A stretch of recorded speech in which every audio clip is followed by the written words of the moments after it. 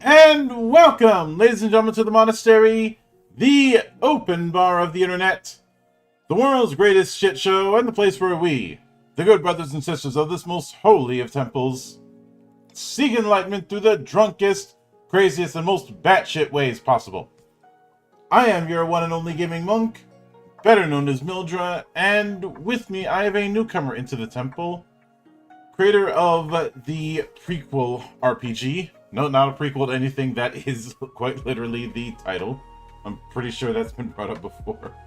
a storytelling game of heroic sacrifice, which is currently still in its wrapping up phase as part of Zine Quest.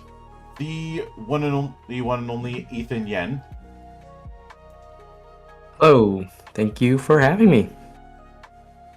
Thank you for coming on. Oh. I know it'd be tempting to do the Japanese coin jokes, but instead I will say your mission, if you choose to accept it, is to try and defeat the evil. Fortunately, this message will not self-destruct in 5 seconds. So I had. If I can't go with the obvious one, I'll go with the other obvious one. Fair enough. But I don't get many Ethan Hunt jokes. I'll give you that one.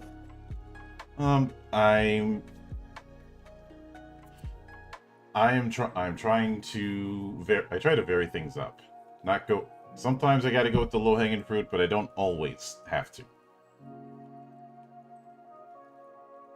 But with that said, one of the traditions around here is the humble beginnings. So I'd like you to walk me through your introduction to role-playing games and what made it stick. Sure. So I started playing role-playing games way back when I was in elementary school, even. So probably around 3rd grade. My friend group, one of us had brought with them their Dungeons and Dragons 3.5 edition core books and said, hey, this might be something that we'd be interested in playing. So I think we managed to all convince our parental units to shell out the cash for these books because, it's I'm just playing make-believe and doing some math on the side as well. So that was my introduction to role-playing games, Dungeons and Dragons, like many others. And I've always been a fairly creative person. I liked writing short stories and drawing and things like that. So role-playing games was a perfect combination of all the things that I like doing anyway. So I think that it just stuck with me since then. And I've been playing role-playing games since I was little. And then during my university years, I kind of dropped out until I was done with studying and came back to it back in probably around 2018, 2019. And I've been playing and then slowly transitioning to making games ever since. Mm-hmm. Yeah, I can certainly get that. Now, as far as this idea of prequel, what were the chain of events that led to the idea of getting it made? Sure, yeah. So prequel started as just the premise. I already had a strong idea of I wanted some kind of story that would deliver on the experience of playing these first heroes taking on this large overwhelming evil, and the twist in it being that you're not going to make it out, right? You're the first group of heroes. You think you're prepared, but turns out you're not. And so this whole experience turns from, can we actually be victorious, to how do we ensure that the next generation of heroes has the best chance of winning before we end up dying. Mm-hmm. And I think that comes out from a combination of things. One, it's just how I myself like to roleplay my characters in certainly combat-focused games is, during combat, I like to think about, well, what's going through my character's head at that moment. Both from like inhabiting that person, but from a cinematic perspective. Mm-hmm. And then two, this premise comes a lot from a lot of existing fantasy tropes, right? There's always that prequel, if I may, of the main story of like, these were all the heroes from before that set everything up and the events in motion for what the current main characters are dealing with. For me, like, what sticks out most in my mind is, the first 10 minutes of the Lord of the Rings movies, where they set up the whole chain of events that starts this epic journey. And so, trying to capture that kind of feeling and letting the players be those characters was really the driving force to getting Prequel made. Yeah. Now, what sort of you already mentioned Lord of the Rings, but what other sort of media would you say served as a direct or indirect influence? It can be other films, it can be other games, it can be video games, board games, anything on the table. Yeah, sure. So I'm co-creating this game. My fellow co-creator is James Quigley, who is not on this interview, but James, for his major inspiration was watching the Critical Role, what is it, Exandria Unlimited series for Calamity that was DM'd by Brendan Lee Mulligan, and that, for those who aren't familiar with, is a mini series of actual plays that goes through the events of this giant calamity and the characters responsible for it. So at the beginning, before you even start watching, there's already an understanding that the characters you're seeing aren't going to make it out, and in fact are going to be responsible for some pretty terrible things that happen in history. So that's also one of our major touchstones. There is how do we provide a game that delivers on that same experience when you don't have, a Brendan Lee Mulligan or a table full of very proficient and talented improv comedians at the table. Mm-hmm. Yeah, I can certainly get that. Especially since not everybody's gonna have that level of improvisation. Now, within that, was it given the setup? One of the things I found interesting was this origin calling kind of mix up that you have as half letter to make different hero sheets. Whose idea was it to do that? Was that yours or was that Quigley's? I think it started as mine. Prequel draws a lot of heavy influences from the game Hunt by Spencer Campbell of Gila RPGs, as well as like storytelling, world building elements from Microscope by Ben Robbins. Mm-hmm. And so the initial iteration of Prequel was actually a lot closer to Hunt, where it's that traditional format of adventure, freeform adventure, and then you end the session with this large tactical combat. Mm-hmm.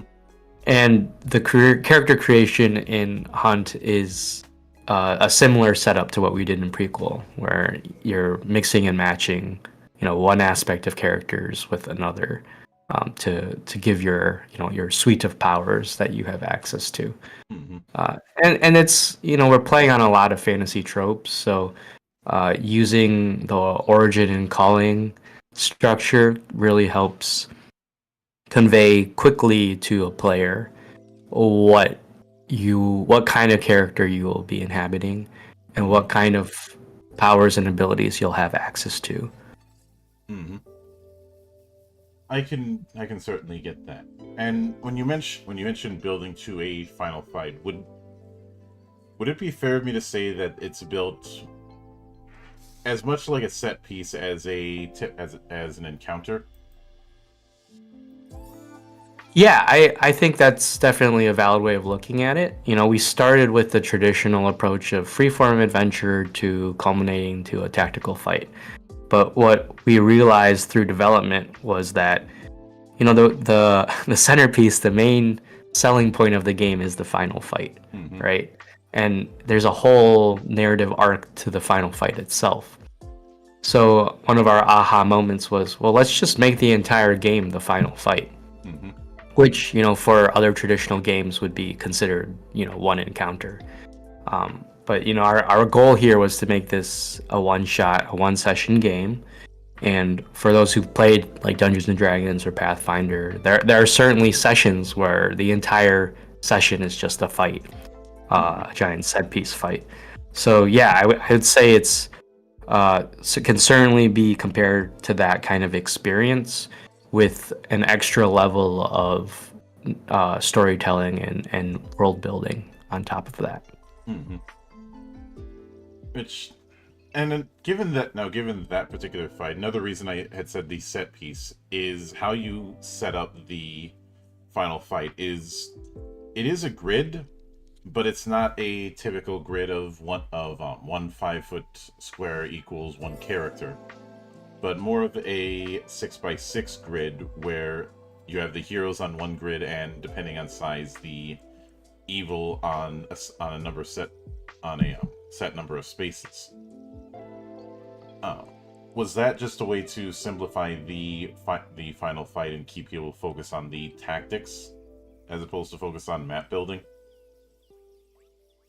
That's one aspect of it. Yeah, we're presenting a game in its most core elements, what you need to play, and for those who would like to mix it up, they can certainly add more obstacles and terrain and things. And we will be releasing an evil as part of our core game that will impact more of the battlefield and provide that kind of set piece feel. Yeah. The advantage to not denoting exact distances is that your fight becomes a little more abstract, for better or for worse, right? Like, you could be fighting in a royal ballroom, or you could be fighting on the top of a massive volcano, right? We're not going to dictate exactly what those distances are. So it's both focusing on the tactics, but also it kind of helps you focus on the narrative implications of your tactical moves. Yeah, that particular thing makes sense. And when it comes now, I think one of the other things you mentioned, being inspired by Hunt by Spencer Campbell, but it doesn't seem that you guys are fully diving into building around the Lumen engine, which is what Campbell I think is most known for these days. Is it a case where there isn't the narrative 3 types of results with rolling d6s, but rather particular difficulty targets? Yeah, so there's like multiple aspects to the Lumen system, right? So there's the approach system, but then also just the way that Spencer likes to handle combat is very much like, I shouldn't say no frills, but it's very to the point that allows you to pick up the combat very quickly. The rules are straight to the point and give you a lot of leeway in terms of how you can customize it. So we drew heavily, the tactical portion of the game draws heavily from Lumen, meaning, there aren't any rules to hit or anything. You just do it. And so that kind of helps eliminate one additional process or point that could slow down the game during playthrough. And so that's kind of why we liked Lumen, was that it gave us that, like, it gets out of the way very quickly. Like, it does what it does and then gets out of the way. And that paired nicely with us trying to also introduce these history building, world building, storytelling elements too. So you pair every tactical combat choice is paired with a storytelling prompt, which is what you use to recall the quest and create your fantasy world. Yeah. And so there's always going to be, it kind of feels like a 50-50, right? 50% tactical combat, 50% world building. But there's always going to be some more amount of time being spent on the world building than the tactical combat itself, right? The time you spend on the tactics is more thinking about what power am I going to use, but once you use it, it happens. Which on the flip side, for the world building portion, you are already given the prompt. You don't have any choice in that, but you're going to take some time in executing the prompt. So it's an interesting design challenge that James and I went in with our eyes wide open at. But I think we're very close to an iteration that adequately gives time to both sections of the game. That allows our playtesters really feel like they're itching both sides of their brain satisfactorily. Yeah. Now, given that a lot of this is built around that collaborative sense, something that I've been very stickler about over the years has been guidance. Because I've seen some games that want to go a more narrative route, make certain assumptions, especially regarding genre savviness, or assuming that that they don't have to provide examples or provide guidance on what is good or bad direction, or just some kind of structure within the full book of prequel. Do you plan on putting a few examples of of what the quest can potentially take the form of, what the evil can potentially take the form of, and so on? We do, yeah. So we have a preview packet that it's available now, but there are no examples of play in there. But it is on our list to have examples of play within the final form of the book. So yeah, those examples of play will help provide examples of like how would you recall a quest, what kind of forms would the evil take, things like that. Mm-hmm. That makes sense. Again, I understand the appeal with crafting a narrative on the spot with the table, but on the other hand, it's important. I think it's important as designers to throw a bone, because you don't want to throw someone into the middle of the pool and say, "Swim, damn it." Yeah, I completely agree. And that's one of those things that we found too when we were playtesting, is there's always that initial inertia to getting started in the game, because if you're doing a world building game, you're kind of starting from a blank piece of paper. Mm-hmm. And so the quicker you can get everyone to a shared understanding or context of the world, the faster the game goes. And so we try to provide some of those prompts there to get things started. And I think one of the things we're toying with now is random tables or things to help provide seeds of inspiration, so you're not starting from a complete blank piece of paper. And on the flip side of that too is providing guidance on like how long to spend on the world building portion.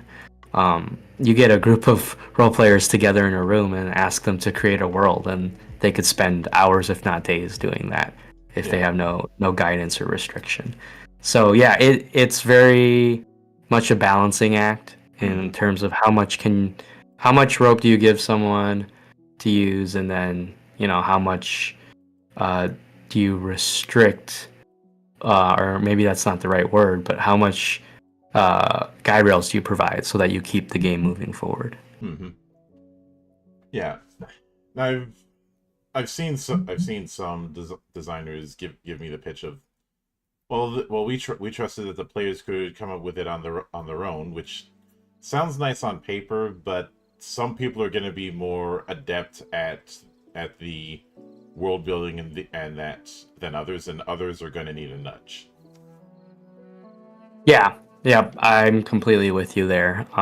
Yeah, we just in the playthroughs we've done, both for other interviewers and playtesters, we've seen a wide variety of players that some really gravitate towards the improv and the collaborative world building, and some others need that extra push or seed of inspiration to get them going. Mm-hmm.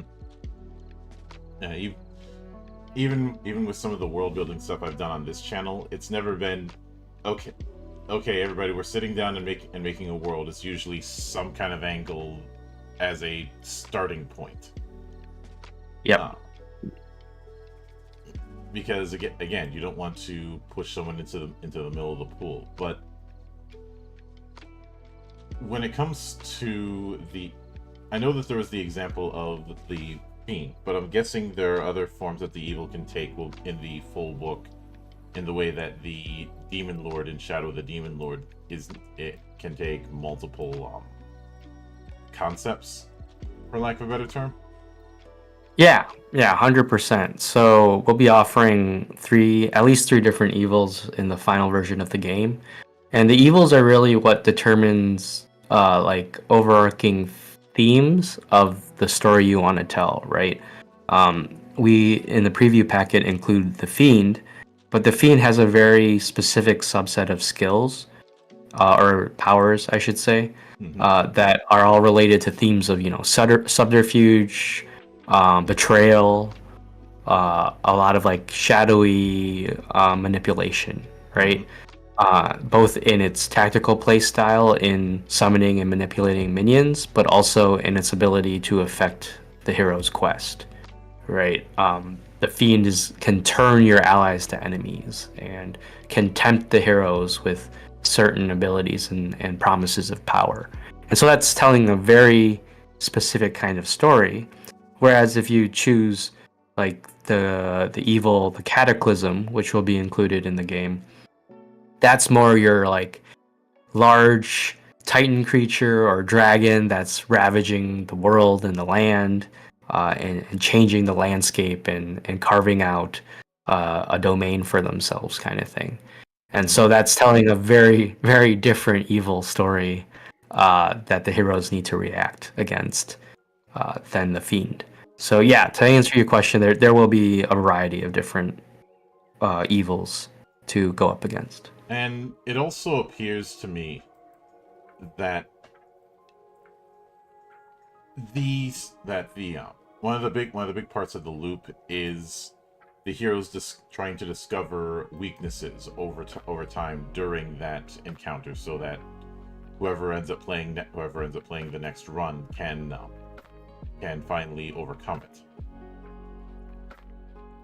Yes, yeah, that's the main selling point, right? So the narrative arc of the game is you're fighting and you think you defeat the evil, and then evil comes back and it quickly switches to, now I need to seek out these weaknesses, and then once I've sought them out and revealed them, I need to find a way to preserve them.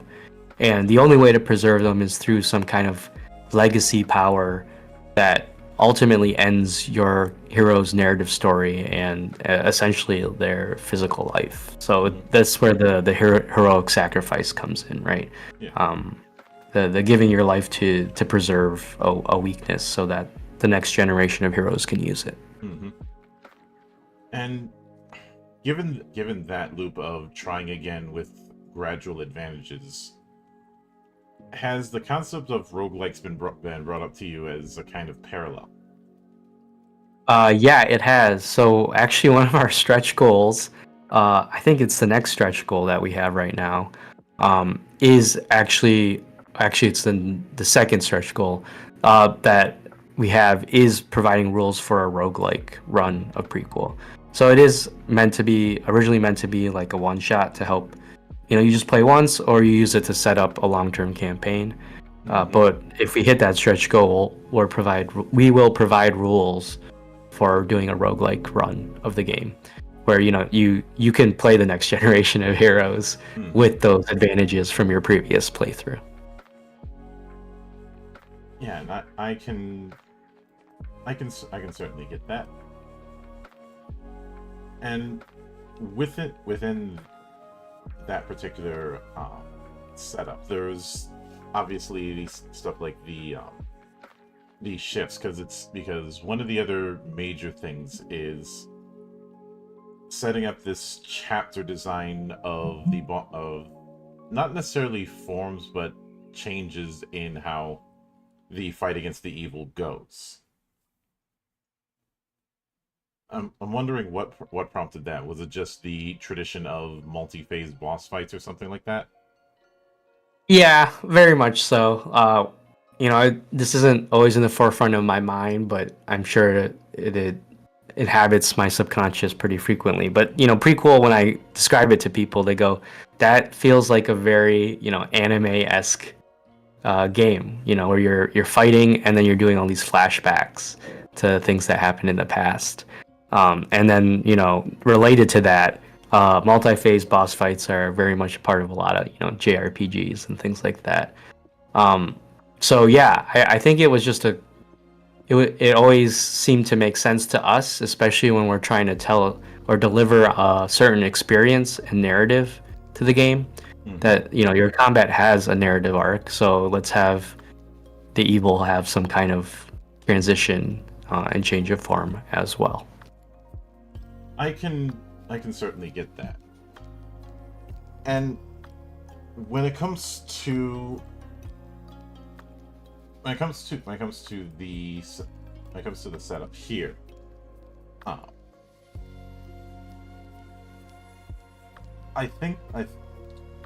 something that I find a bit interesting is with it going back to that combination is the fact that each grants certain powers as well as certain advantages and disadvantages. When it comes to the powers, was there a goal to have it that they didn't overly favor, well, the power packages, let me rewind, that they didn't overly favor one approach? Yeah. There are three approaches: bravery, guile, and haste.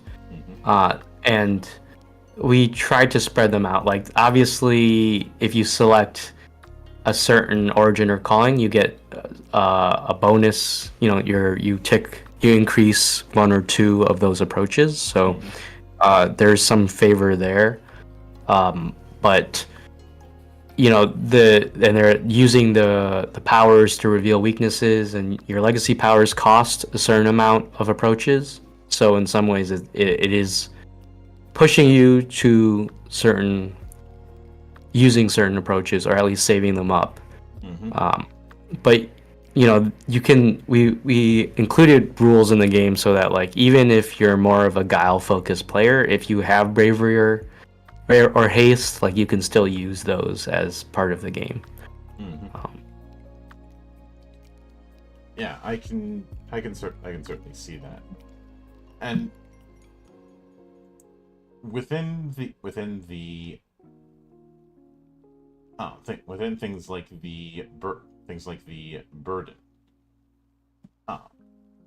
since what burden is can be a wide net within the full book, do you plan on putting in some, not a full campaign's worth of an example play? This isn't like a replay in a Japanese tabletop, but in terms of providing an example of how things like confront your burden or other narrative aspects might manifest themselves in play.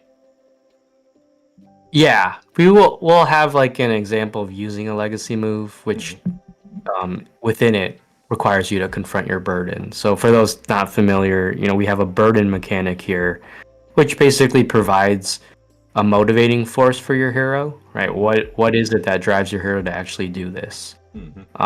And that provides, like, again, some guide rails for you when you're creating your events. But it also, the arc will culminate in one or two different ways. Both are termed legacy powers that kind of end your story, and you can end it, in a more reflective form, or one that's more of your, like, spectacular or sacrificial form. So, yeah, we'll definitely have at least one example of using a legacy power and how one could describe their hero going out. And that's certainly I think through our playtests is the most fun part for our players, is getting to do that. Now, during playtesting, was there any particular concept or mechanic or whatnot that seemed like a good idea early on, but during playtesting kind of got phased out for whatever reason?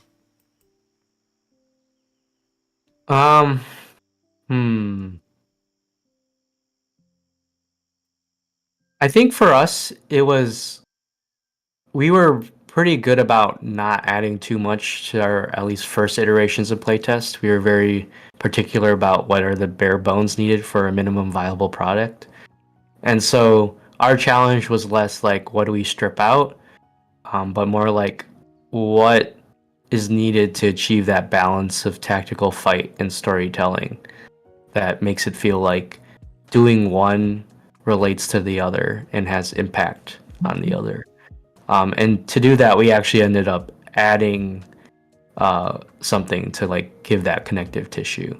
So I would say probably less anything we had to eliminate because we were pretty bare bones to begin with.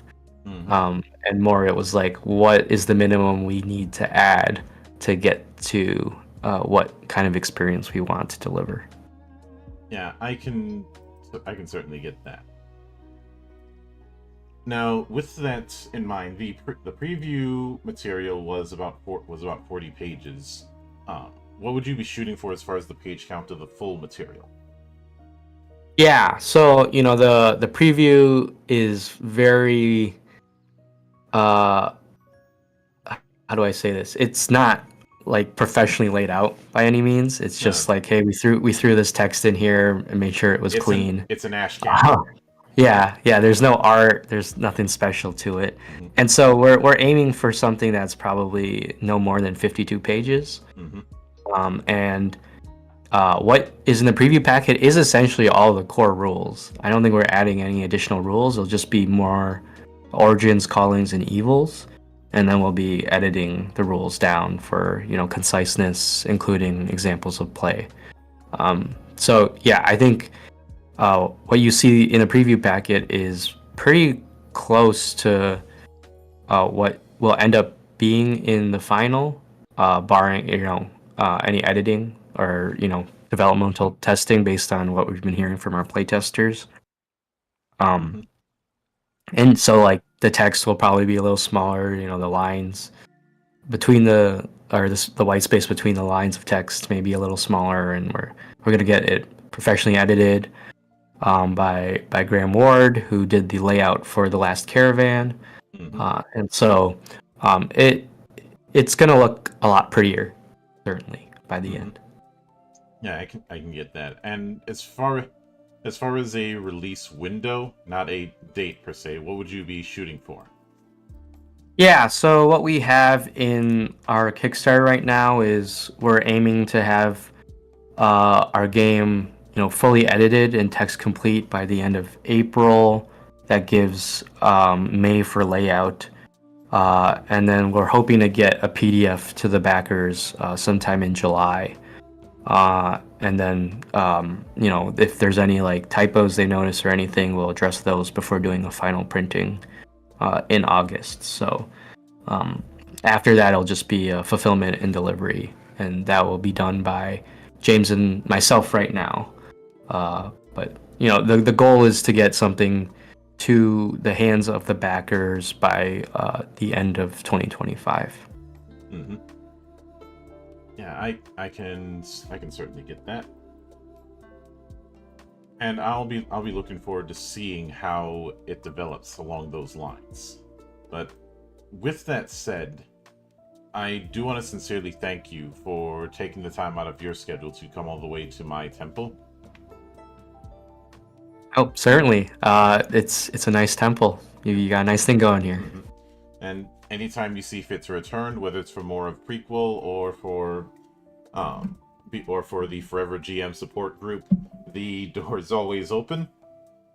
As I often say around here, drinking is not mandatory, but it is encouraged. Yep. And of course, a sincere thanks goes out to everyone who took the time out of their schedule to come onto the show and enjoy the madness. And there'll be plenty more where that came from, as there always is here, on the open bar of the internet.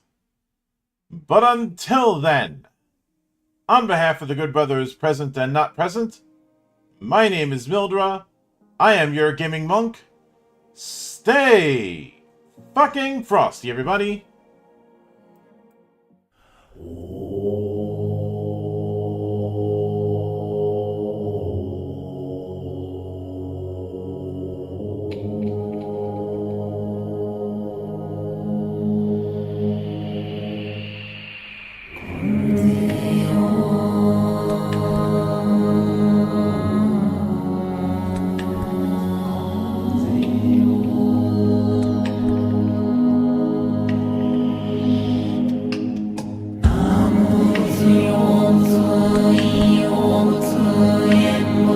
遅い